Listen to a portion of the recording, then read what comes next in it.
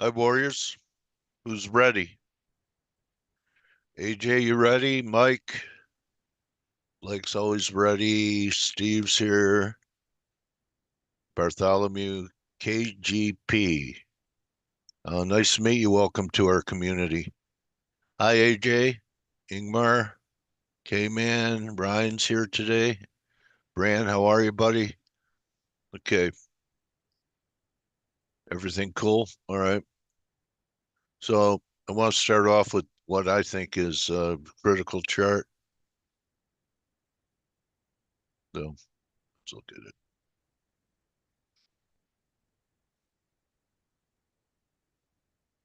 You guys see my charts? Yep, got a mate. Okay. So, TLT, there's the support level goes from, 85 to 84, but that's it. Okay. I know, I don't know if there's still like record net short position here, but I think it's pretty important that if they take out these levels, there's nothing till the lows from 23, and I believe that was 78.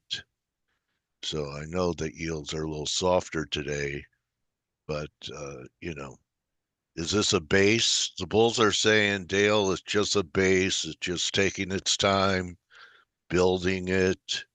I guess it could be, but to me, it looks, you can almost see like a little, head and shoulders formation here, which, it's should, a lot of people have debates about it, but even short term.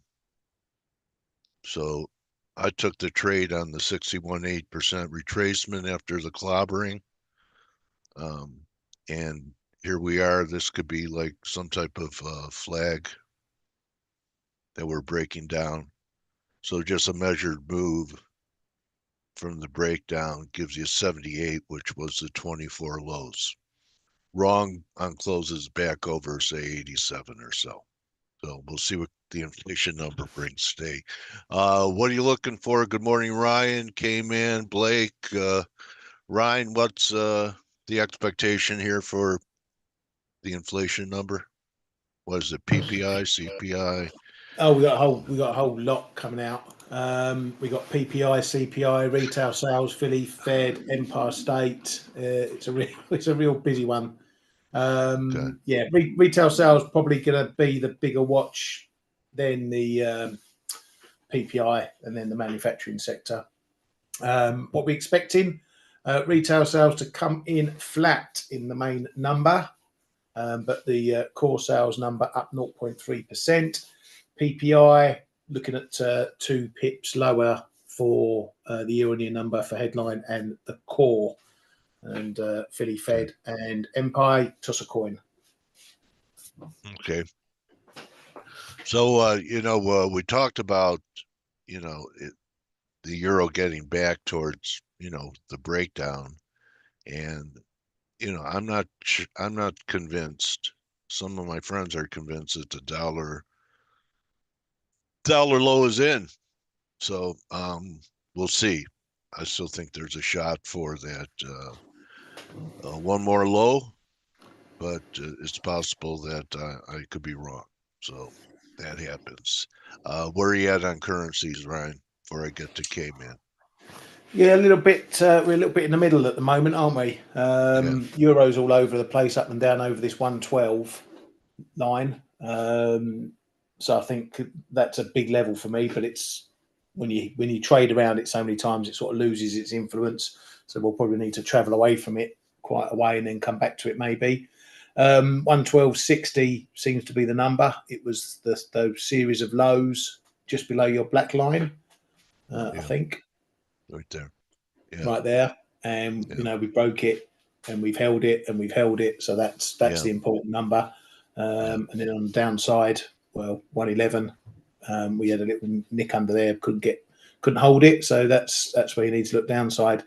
But yeah, we were talking about this on the flow show. 1 minute you can have a thought about which way the dollar's going, and then 2 minutes later it flips on you. I was long dollar yen. I had my trailer stopped out in that move yesterday, and now what do? Do we go all the way back down to 145 for a test, that big level, or do we bounce somewhere and go on and take a new high? So yeah, this trend from the 139s is still in place. This uptrend that we've seen over the last couple of months, similar picture to what you're showing there. Yeah, in the this Dixie, is Dixie, 97. holding the moving average before it turned up here. But this Yeah, still could have been, first one down, then A, maybe we'll get an ABC. I think I would try, par 80 to 101 sales with stops over the high. I don't want to stay short the dollar over 101.50. I know a lot of people think it could go to 102 to 103.50, but we start taking this out, I lose a little bit of the bearishness I have. Have you got a wave count from the 97.50 low?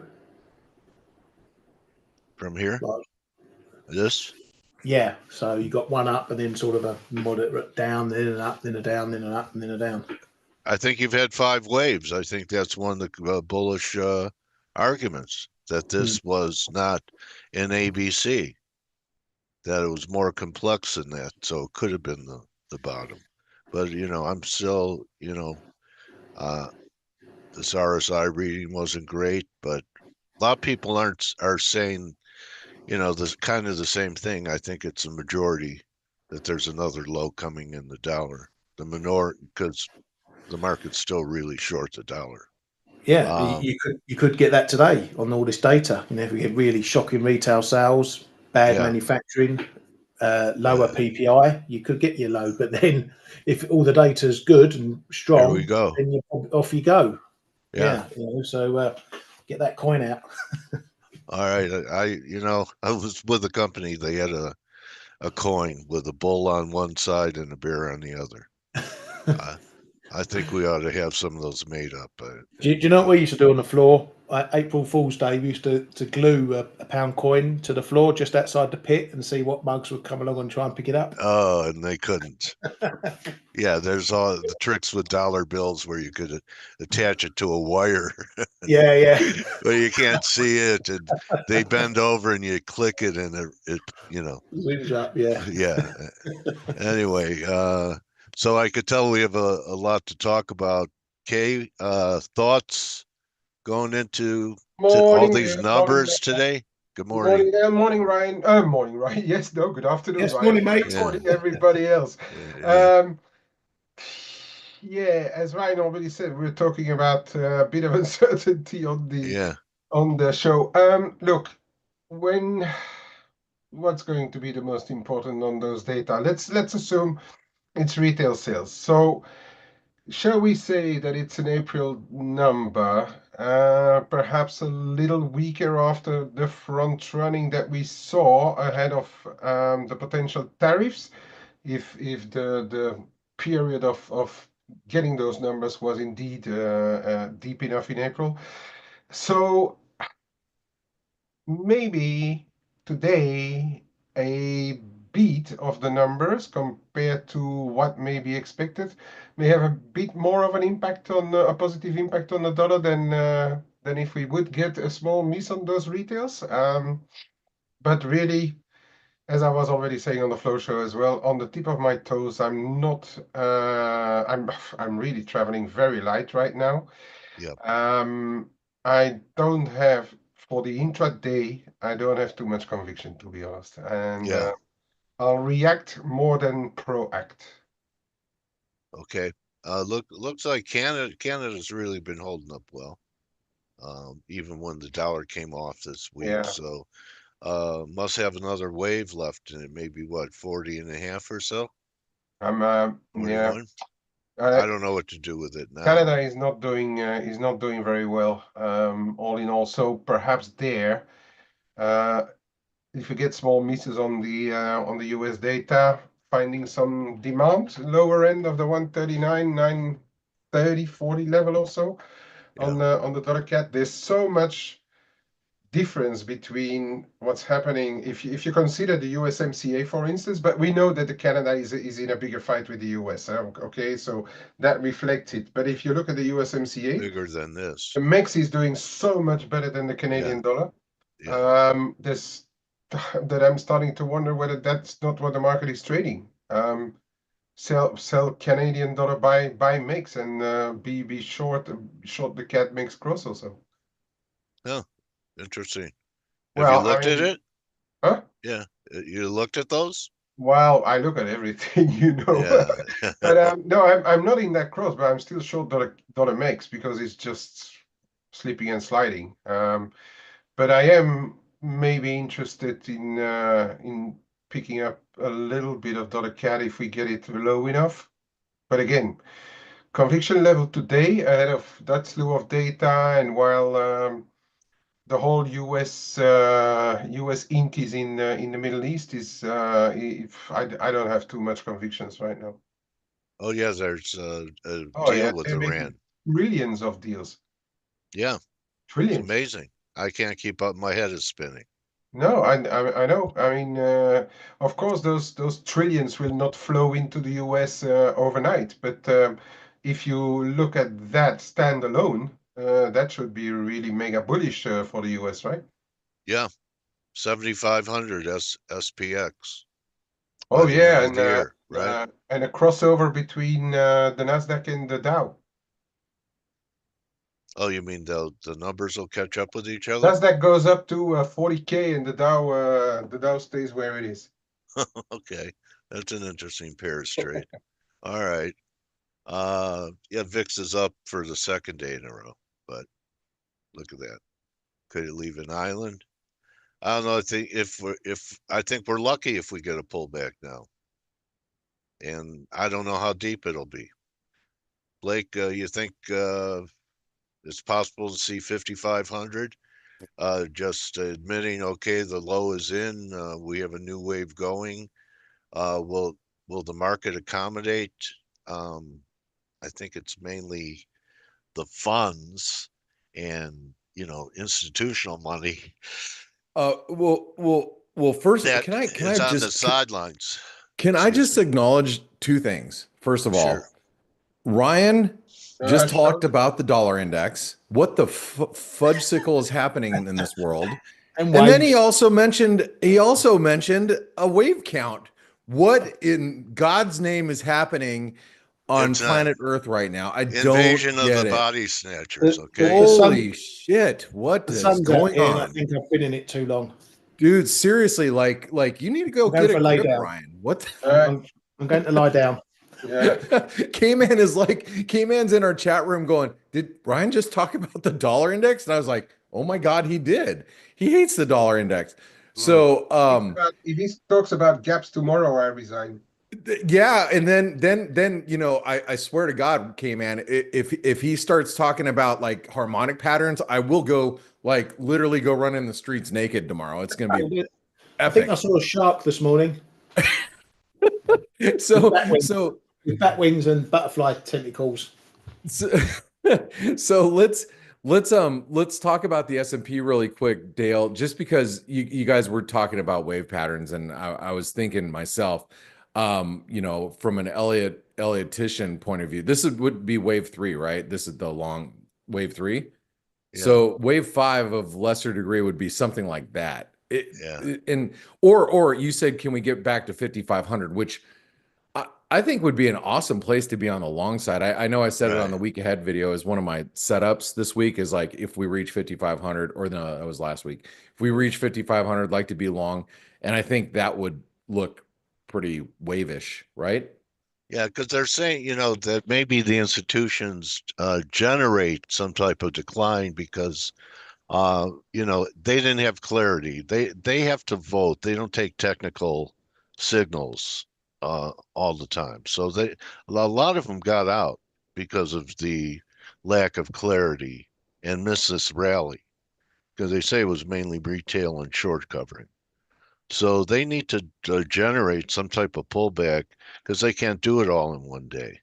Sure. They need time to build positions. I'm just wondering, will the market accommodate them, or is that just part of the melt up thing that everyone's going to have to chase because we're not going to get big corrections? But that would be nice. Yeah, that'd be a good place to, I think, buy a lot of stuff, miners, semiconductors. I'm converted.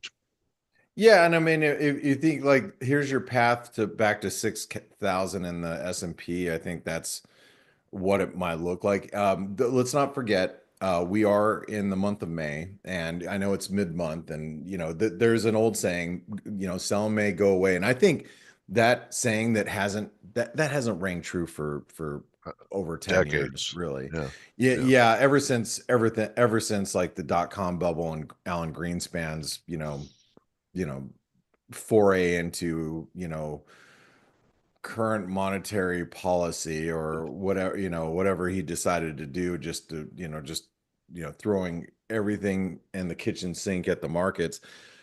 Anyway, I do think we're in more of a range bound environment for the next, you know, couple of years, if not a decade. So I think that the seasonality aspect of sell and may go away is more of it will be something that rings true. I think if you sell sometime this month, you come back in October, the markets are going to be lower. Now, you know, will it look something like this? I think that's quite possible, you know what I mean? And then, you know, we get back in October and we're somewhere, you know, around here, or, you know, somewhere that's lower than where it currently is right now.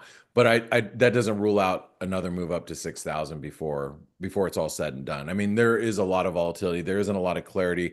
I think Elliott waves are a good way to navigate the markets these days. And if you guys don't know where to get a current Elliott wave count, you can just go on ForexAnalytix, go to the S&P, and go take a look at Greg's information.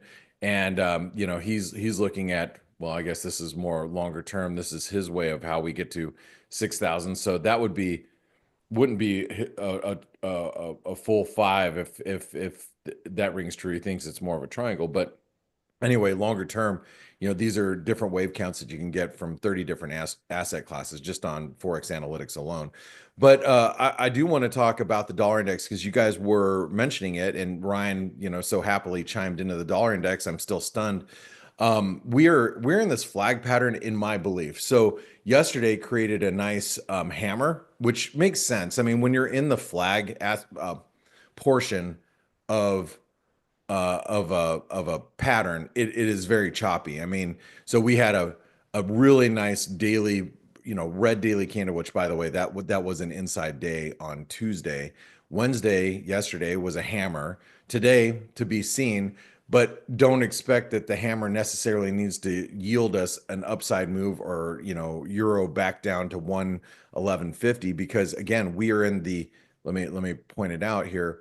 We're in the flag portion of of development. So this is very unpredictable when you're in here. So what needs to happen, and what Dale just pointed out right at the get-go, without even having the developments set up, he didn't even have his fib set up. He's like, above here, I get a little bit more nervous, which I agree, Dale, because the 38% retracements at 102.60. So that's where Yeah. I actually get nervous, is right a little bit above.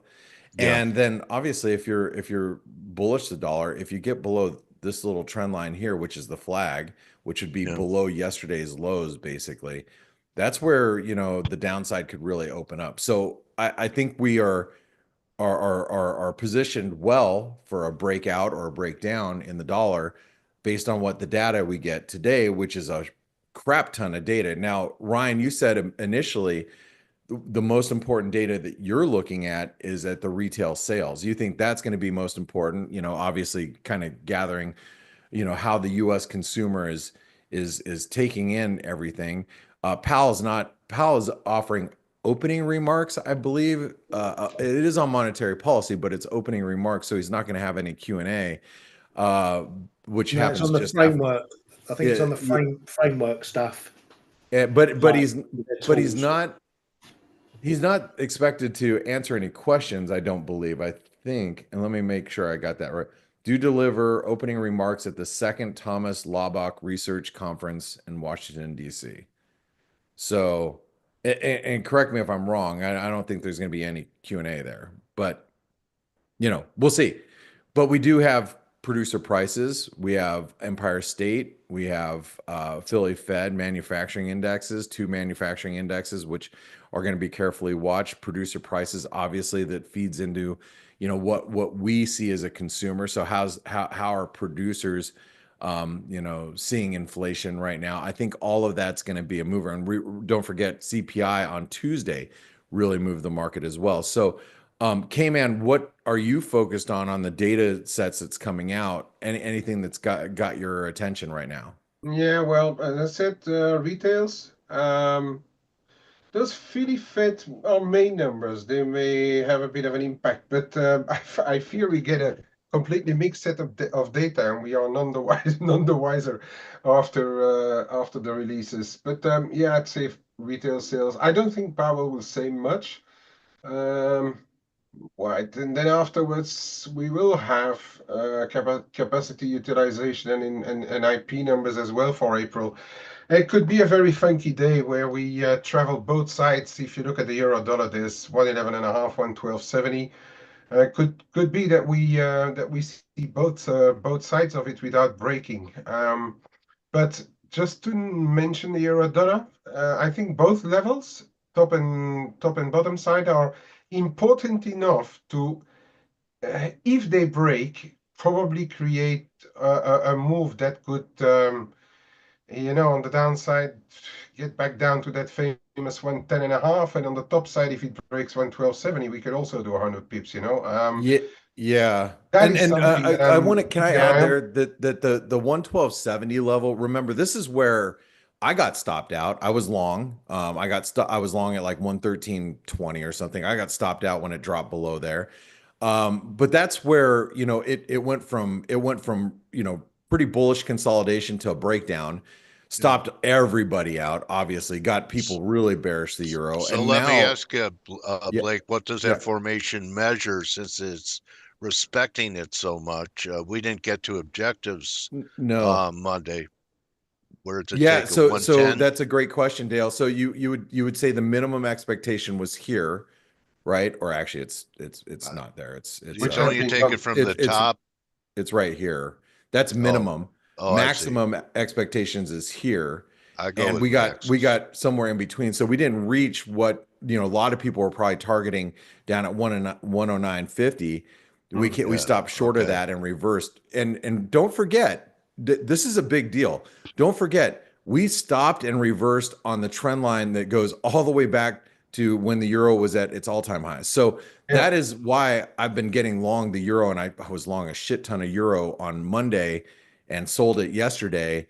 And I'm reestablishing long positions right now because I know above 112.70, and I'm going to be buying a truck ton, because this is where everybody that got stopped out from an institutional point of view, they got stopped out. And now they're behind the curve. Now they're getting long because remember, the dynamics in the dollar haven't changed here. People are still selling dollars on rallies overall because they are just reducing positions in the dollar. They want everybody wants less dollars and exposure overall. And I don't think that's something that's going to change overnight until Trump's out of office, to be frank, because it's the kind of exposure you don't want through these headlines that we're going to get for the next 3 years. So I don't, like I said, I don't think anything really changes here. But K-Man, I'm sorry, you were talking about 112.70 being big, but what do you think about below 110.50? Yeah, well, and that's what I'm saying. If I think, yeah, well, if you go below 110.40, 60 or so, it could indeed do another 100 points, another 100 points easily or so. But are we in the mood to really make a decisive move now, whether it be on the long-term trend line or I think 112.70, we have a chance if it goes to get back closer to 114 or so. But do we really have is this market in the mood to change complete direction? Meaning, from where we are now, either you go back to 108 or or you break above 115 again. I'm really not sure, especially again that I'm thinking about those Middle East trips. So if you get bad data, yes, the dollar will get hammered, but then I don't know, will that stuff create flows? Yeah.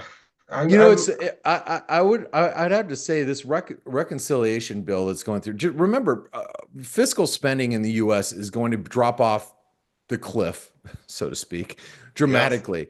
You got all these fiscal hawks that are just pushing back because they don't want to spend the money, and you're not getting money from tariffs. Obviously, we're finding out that wow, the still Trump 10%. administration's blinking there. So Still like, 10%. go ahead. They're still 10%.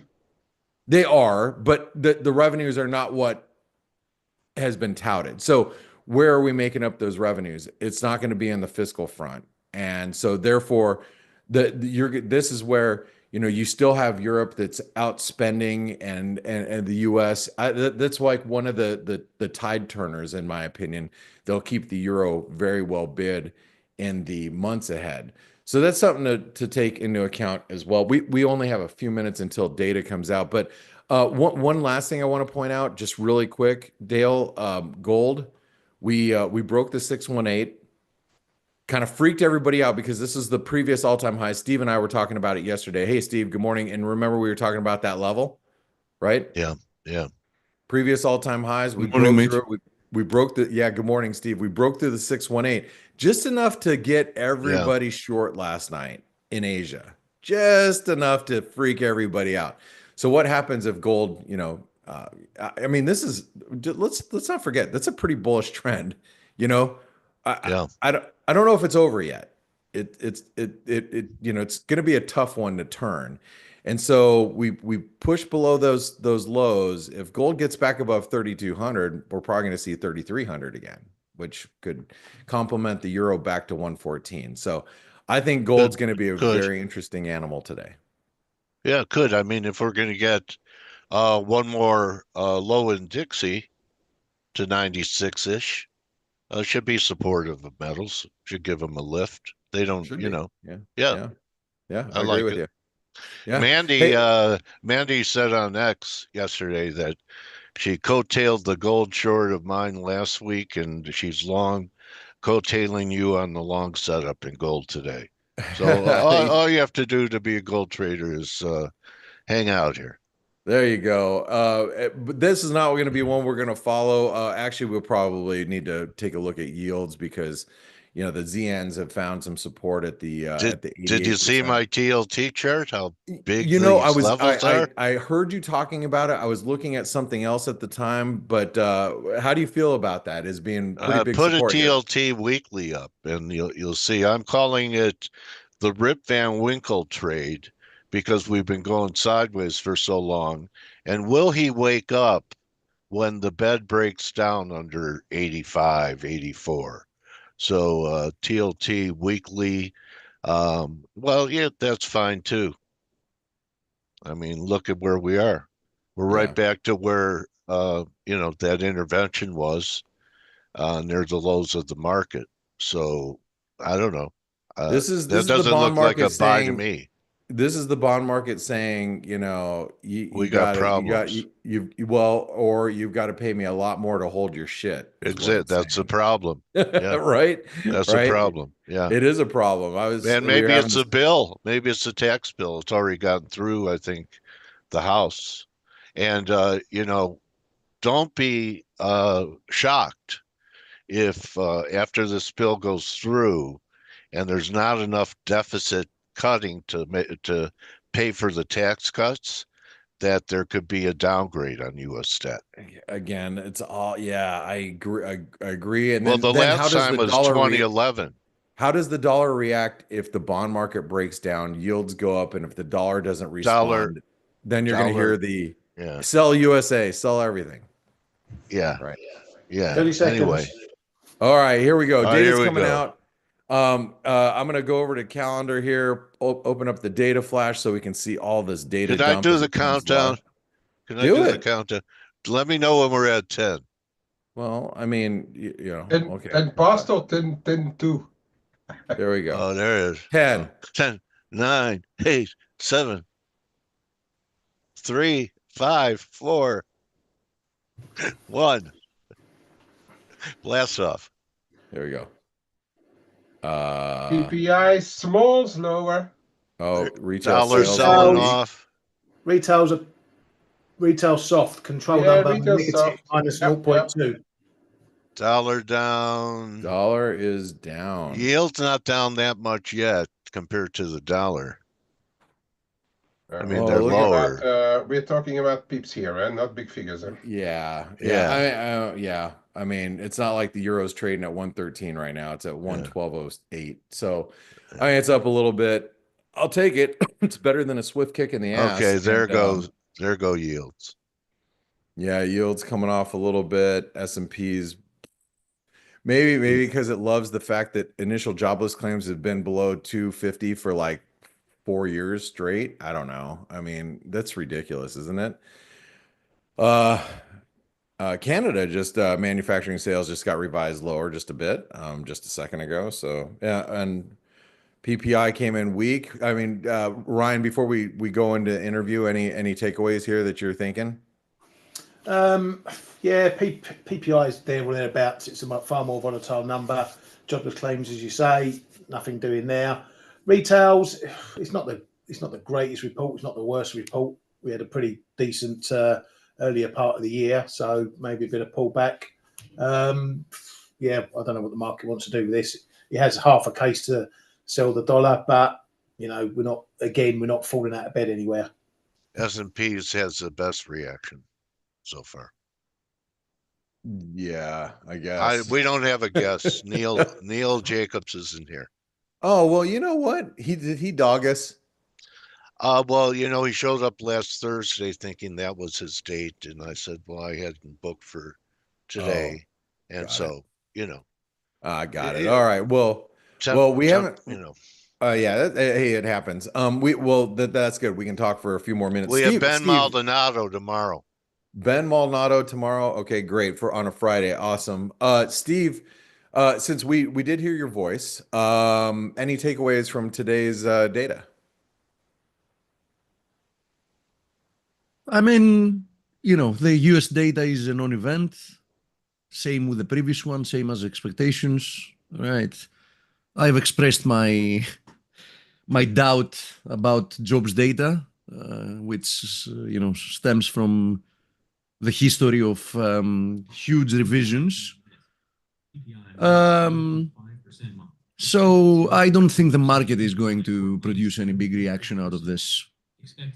The market in general, I think, is in some kind of F.A.C.E is in some kind of a consolidation during the past several days. I think we need to give it a little bit more time to see what's happening because, as you know, the dollar is going to dictate more or less everything.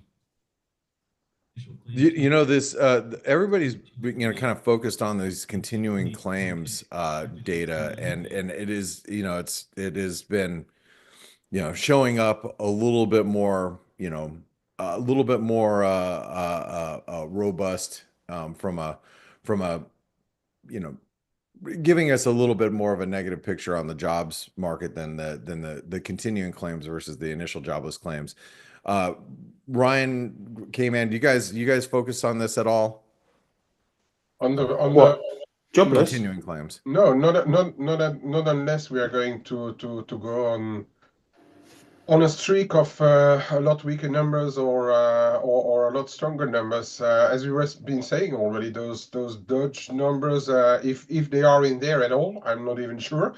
Maybe not. They may only show up August or September, so we may have to wait for a lot longer to see any big variations in numbers. No, I'm actually not attaching too much importance while they are here.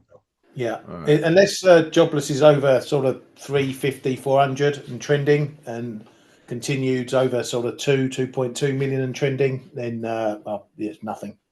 Okay. All right. Well, hey, Steve, real quick, I want to come back to you real fast. How do you feel about equities where they currently at? I mean, S&Ps are just kind of nudged up against the 78% retracement. Do you agree with my Elliott wave count that Ryan is so fond of that, you know, I'll just show you again in case you missed it. I feel dirty. Do you feel you should feel pretty dirty right now? How's that look to you, Steve, from an Elliott wave point of view? Yeah, that is one potential. There is also the potential of a more complex correction. We seem to have stopped years of. Wait, complex correction. It looks like this. Yeah, that. Yes, you nailed it. Nailed it. Trade that. Yeah. Yeah. All right. Well, what do you think? You're very creative, Blake. Thank you know, you like that, get behind the easel with a beret. I'm still very skeptical about this move. I'm reluctant to say that it's easy to follow this move higher. I don't really see fundamentally how people can support new all-time highs from here. There are still, in comparison to 6 months ago, I would say that there are still a lot more questions. Yes, exactly. So I don't know. I mean, I think that potentially this run that has extended further than initially expected might be a bull trap, at least initially.